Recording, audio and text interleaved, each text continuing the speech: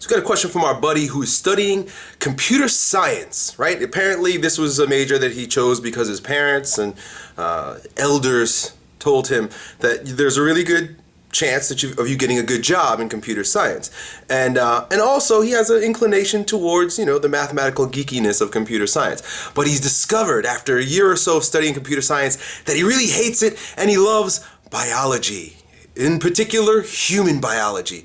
And now he's torn because he's got this situation where he's invested in computer science. He did like it at one point, but now he likes biology.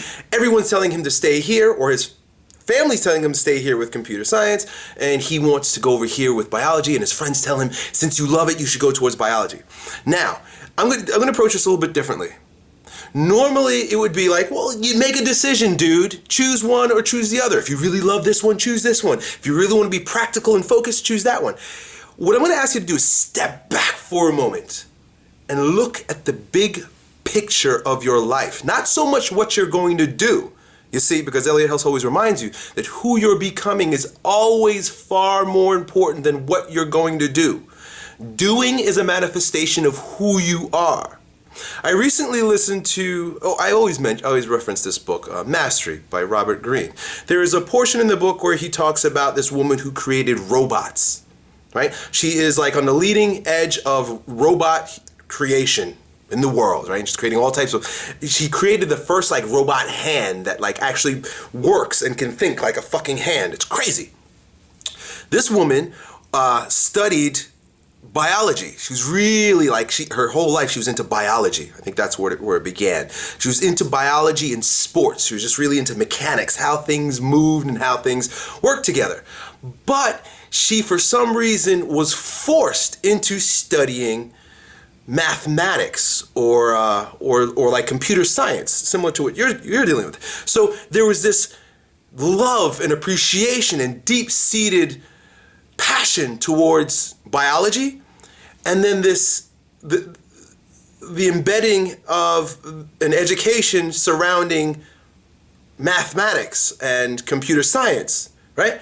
That she then, now watch this, then over time, give yourself time, dude. A lot of you guys who are in college and shit, give yourself time. Don't be so worried about what's happening today, because all of your experiences later on, you start to move back, and in retrospect, you see how they all contribute to you becoming stronger. Over time, she began blending her love. No one's done this, right? This is why she's leading. She's a leading expert in this shit. She took her love for biology and her understanding of biology, coupled with her ability to do computer science, and now she's making fucking robots. Now, I'm not telling you that that's going to happen to you. I'm not going to tell you that, hey, dude, take them both and become a robot expert. What I'm trying to have you understand, and all you understand when you watch these videos, is that every experience that you have, everything that you study, all contributes to a bigger picture of who you're becoming. They all add to you. Every year that you feel like you've wasted studying something that you're not going to use, trust me, it adds a swipe of paint to the portrait of your life. And there's going to come a time when that what you thought was a waste, that swipe of paint is going to come to the forefront, and you're going to see how beautiful it makes the portrait of your life. So, of course, you don't want a poetic answer from Elliott Hulse. You want like, what the fuck should I do? Look, at this point, I say follow the path of least resistance. If your parents are paying for your school, which it sounds like it is, and they want you to study computer science, just fucking study it.